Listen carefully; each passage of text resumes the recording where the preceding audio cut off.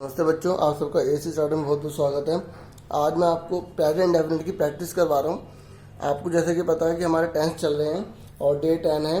Affirmative में मैंने आपको बताया था कि पहले सब्जेक्ट होता है, उसके बाद सीधा मेन वर्ब आ जाती है, ठीक है। एस या ई एस या कुछ नहीं लगाते, फिर ऑब्जेक्ट और फिर एक्स्ट्रा, ठीक है। सब्जेक्ट में मैंने आपको बताया था I, we, they, you, he, she, it name आते हैं। मैं आपको ऑलरेडी बता चुका हूँ, आपने पुरानी वीडियो में देखा होगा, नहीं देखा होगा तो देख लेना। फिर मैंने आपको बताया था मेन वर्ब कौन सी होती हैं, जो मुख्य क्रियाएं होती हैं। मुख्य क्रिया के अंदर पढ़ना, खेलना, दौड़ना, पीना, नाना, गाना, देखना, मुस्कुराना, बोलना, कहना आता है। प्ले, राइट, रीड, सिंग, स्पीक, ये सारे वर्ड जो होते हैं, जितने भी दुनिया के काम होते हैं ना, जितने भी सारे एक्शन होते हैं, वो सारे की सारी मेन वर्ब कहलाती हैं, ठीक है। मेन वर्ब होना जरूरी है, सब्जेक्ट होना जरूरी है अगर हम प्रेजेंट डेफिनेट पढ़ रहे हैं, टेंस पढ़ रहे हैं तो इसमें हिंदी जो होती है वो ताती ते वाली होती है। मैं आपको ऑलरेडी बता चुका था, फिर भी आज मैंने क्या, क्योंकि मैं रिवाइज करवा नहीं, सारा समझ में बताऊंगा।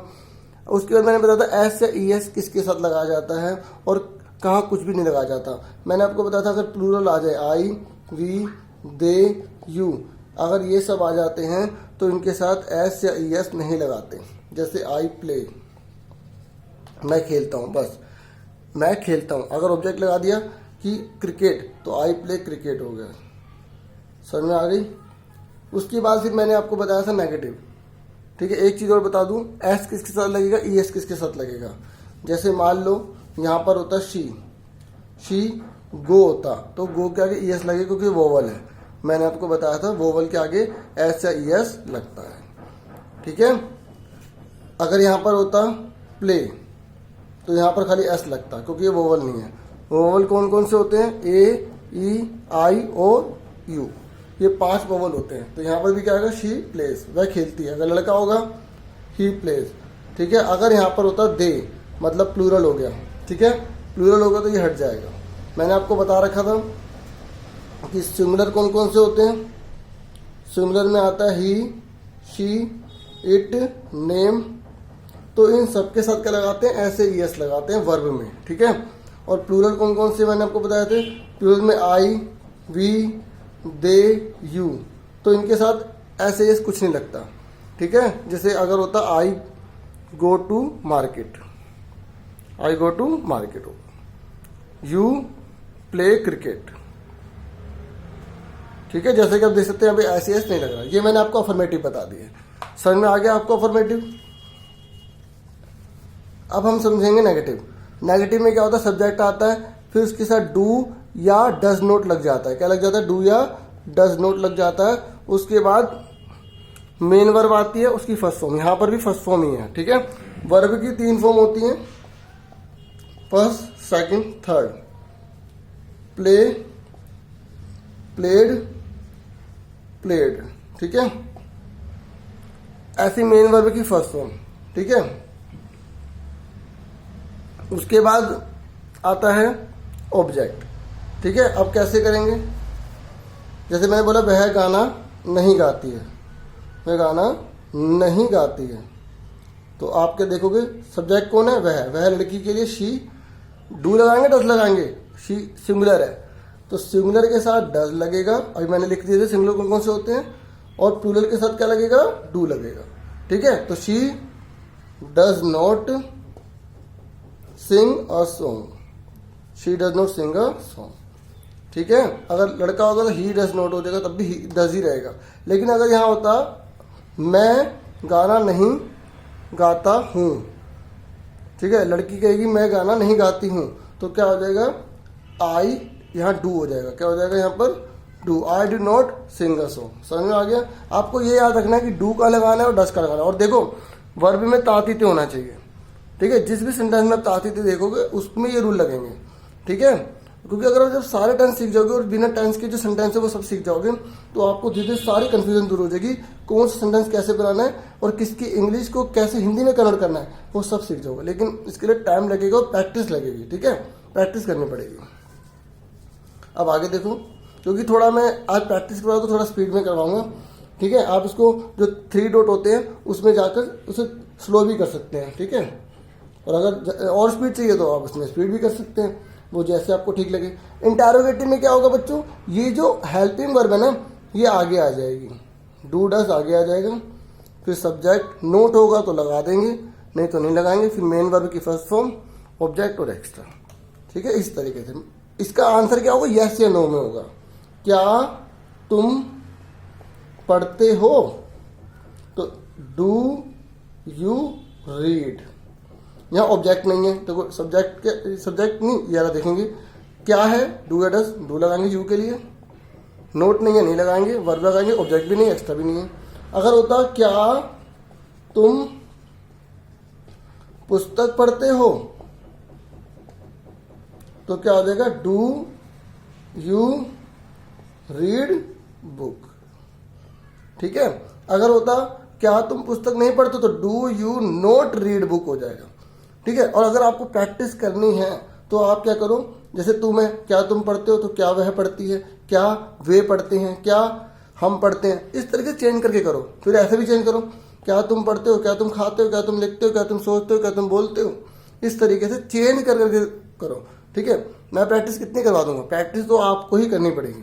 ठीक है, मैं थोड़ा सा इंस्ट्रक्शन दे सकता हूँ और क्या। ठीक है, अब हम सीख लेते हैं इंटरोगेटिव विद डब्ल्यूएस फैमिली। इसमें क्या करना होता है, डब्ल्यूएस फैमिली शुरू में आ जाएगी, उसके बाद डू या डस लग जाएगा, फिर उसके बाद सब्जेक्ट आ जाएगा, उसके बाद सब्जेक्ट के बाद हमें नोट अगर है तो लगा देंगे, उसके बाद मेन वर्ब आ जाएगी, फर्स्ट फॉर्म रहेगी, ऑब्जेक्ट आ जाएगा, एक्स्ट्रा होगा, और फिर उसके बाद क्वेश्चन मार्क लग जाएगा, ये पूरा। ठीक है, अब जैसे मैं बोला तुम कहाँ रहते हो, तो तुम कहाँ रहते हो, तो तुमको यू मत लिख देना, यहाँ डब्ल्यूएस फैमिली कहाँ, तो पहले वेयर आएगा, रूल से चलोगे, रूल याद होना चाहिए। फिर वेयर डू, ठीक है, फिर रहने को क्या बोलते हैं, live, where do you live. अच्छा एक चीज रुको, सब्जेक्ट तो रह गया, सब्जेक्ट का है यू, वेयर डू यू, उसके बाद नोट नहीं है छोड़ दो, मेन वर्ब कौन सी, रहना, रहने को क्या बोलते हैं, लिव। आपको वर्ब आनी चाहिए तभी आप अच्छे से करोगे। ठीक है, बाकी मैं वर्ब की भी वीडियो बना दूंगा तो आप उसमें देख लेना। ठीक है, उसे कंप्यूटर से बनाऊंगा, स्लाइड से। ठीक है, वो भी अच्छे से आप देख लेना। ये सबसे अच्छा आपको हो गया होगा क्लियर। अब हम कुछ और एग्जांपल ले लेते हैं। ठीक है, फिर आप बताना, फिर मैं बताऊंगा। अभी हमारे सामने 5 सेंटेंस हैं। सबसे पहले देखो ये ता ते है ना, ताती ते वाले हैं, यानी कि प्रेजेंट इंडेफिनेट है। ठीक है, ऐसे आप पहचानोगे सेंटेंस को, कौन से हैं, प्रेजेंट इंडेफिनेट है। ठीक है, प्रेजेंट इंडेफिनेट है ना। उसके बाद मैं पुस्तक पढ़ता हूँ, ये अफर्मेटिव है, पॉजिटिव है, तो सबसे पहले क्या बोलता है, आई। ठीक है, फिर सब्जेक्ट लिख दिया आई। उसके बाद क्या है, वर्ब, लाता, लाते को क्या बोलते हैं, ब्रिंग, आई ब्रिंग। उसके बाद क्या है, ऑब्जेक्ट, पुस्तक को क्या बोलते हैं, बुक। अगर यहाँ होता है वह, तो यहाँ एस लग जाता है। ठीक है, ऐसे ये अच्छे से सीख लो, नहीं तो सब बेकार हो जाएगा। ठीक है, तुम फूल तोड़ते हो, तुम यू। अब यह तोड़ने को ब्रेक नहीं लिखोगे, यहाँ प्लक लिखोगे। जब हम किसी चीज को पूरा साबुत तोड़ते हैं ना बच्चों, तो वो प्लक लगाते हैं, और जब हम किसी को साबुत के उसी को पूरा तोड़ देते हैं तो वहां पे ब्रेक लगाते हैं। तो यू प्लक फ्लावर, अगर एक से ज्यादा तोड़ रहे हो तो फ्लावर्स आ जाएगा। आफ्टर सेंटेंस, क्या वह खिलौना तोड़ता है, तो यहाँ ब्रेक लगाएंगे क्योंकि उस खिलौने को तोड़ा जा रहा है। और क्योंकि क्या है, तातीते आया, शुरू में क्या आया है, तो ये हेल्पिंग वर्ब से लगेगा। और वह के लिए क्या लगाएंगे, डज ही ब्रेक, BREAK। ठीक है, देखो वर्ड की स्पेलिंग अच्छे से आनी चाहिए। ये ब्रेक मतलब तोड़ना, जैसे आप BRAKE कर दोगे तो जैसे साइकिल की ब्रेक लगाते हैं ना, किसी को मंद गति में करना, धीरे करना, तो वो ये ब्रेक होता है। तो इस तरीके से वर्ड की स्पेलिंग अच्छे से आएगी और उसका मीनिंग याद होगा तो बेनिफिट होगा। तो मतलब आपको टेंस के साथ साथ क्या करना है, वर्ड मीनिंग सीखना है। तो मैं जो डिफिकल्ट वर्ड बना रहा हूँ वो भी सीखो और उसके साथ भी सेंटेंस बनाओ। ठीक है, तो डज ही ब्रेक, यहाँ ऐसे ऐसे नहीं लगेगा, डज आ गया, एक ही जगह लगता है। तो डज ही ब्रेक क्या, टॉय, और टॉय भी लिख सकते हो, क्वेश्चन मार्क। तुम कब पढ़ाते हो, तो कब आ गया। ठीक है, कब, तो क्या आ गया, वेयर, वैन, कब को क्या बोलते हैं, वैन। डू, तुम के साथ डू लगेगा, वैन डू यू। फिर वर्ब को पढ़ाने को क्या बोलते हैं, teach, when do you teach. हम अंग्रेजी सीखते हैं, तो इसका क्या हो जाएगा, वी सीखने को क्या बोलेंगे? Learn English. ठीक है, कैपिटल में लिख लो ई को, वी लर्न इंग्लिश। समझ में आ गया? अब 2-3 और सीख लो, फिर इतना बहुत है आज के लिए ना। अब 3 सेंटेंस देखो। क्या वह खाना खाती है, वह क्या खाना खाती है, वह कब खाना खाती है। जब क्या शुरू में आए तो हेल्पिंग वर्ब से शुरू होगा। जैसे अगर क्या सब्जेक्ट के बाद आ रहा है तो समझो WH फैमिली वाले हैं। ठीक है, इस चीज़ को भी याद रखना। इसलिए जब बच्चे ज़्यादा करते रहते हैं तो पिछला भूल जाते हैं। इसलिए मैंने कहा एक क्लास में रिवीजन की ले लेता हूँ। क्या वह खाना खाती है, तो यहाँ क्या लगेगा? डज, क्योंकि शी के साथ क्या लगेगा? डज। Does she. खाने को क्या बोलेंगे? ईट, फूड, क्वेश्चन मार्क। वह क्या खाना खाती है, तो ये सेम उतर जाएगा। Does she eat food. ठीक है, बस उसके आगे क्या को क्या बोलते हैं? व्हाट, तो बस व्हाट लग गया। जब इसका आंसर आप दोगे तो आप यस या नो बोलोगे। यस शी डज, उसी टेंस में रहेगा और जो सब्जेक्ट है उसी में देना है आपको। ठीक है, जब इसका आंसर दोगे तो आप बोलोगे वो क्या खाना खाती है, तो आप बोलो इडली, डोसा, ब्रेड, बटर, जो खाती है वो यहाँ पर लिख दोगे। वह कब खाना खाती है, तो ये आएगा व्हेन डज शी ईट, और खाना हो गया ऑब्जेक्ट फूड। ठीक है, बिल्कुल आराम आराम से बता रहा हूँ। तो उम्मीद करूंगा आपको अच्छे समझ में आया होगा और खूब प्रैक्टिस करना, क्योंकि अब मैं अगला जो है वो प्रेजेंट कंटिन्यूस कराऊंगा। ठीक है, उम्मीद करूंगा आपको समझ में आ गया होगा। अच्छा, एक बात और समझ लो, एक और चीज़ समझ लो।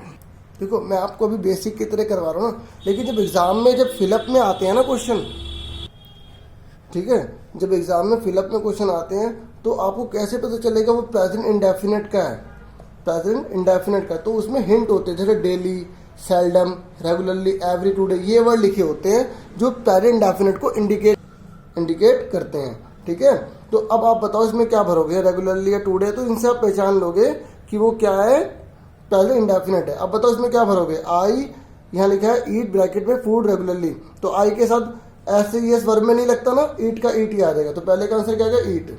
दूसरे में you not eat food today, तो यू के साथ क्या लगता है? डू नॉट लगता है, डज नॉट लगता है। आप खाली यू नॉट नहीं लग सकता, ये ध्यान रखना। हेल्पिंग वर्ब जरूर लगेगी नेगेटिव में, नेगेटिव है, तो इसका आंसर क्या आएगा? Do not. Do not eat का ईट उतर जाएगा। She not go to school daily, तो क्या लगेगा? तो शी के साथ क्या लगता है? डज नॉट, क्या लगेगा? डज नॉट, और गो का गो, क्योंकि वर्ब की फर्स्ट फॉर्म रहती है इंडेफिनिट में। इस तरीके से आज मैंने आपको पूरा इंडेफिनिट क्लियर कर दिया। उम्मीद करूंगा अच्छी समझ में आई होगी। लाइक, शेयर और सब्सक्राइब जरूर कीजिएगा। मेहनत कर रहा हूँ आपके लिए, थोड़ी सी मेहनत आप भी मेरे लिए कीजिए। ठीक है, थैंक यू फॉर वॉचिंग।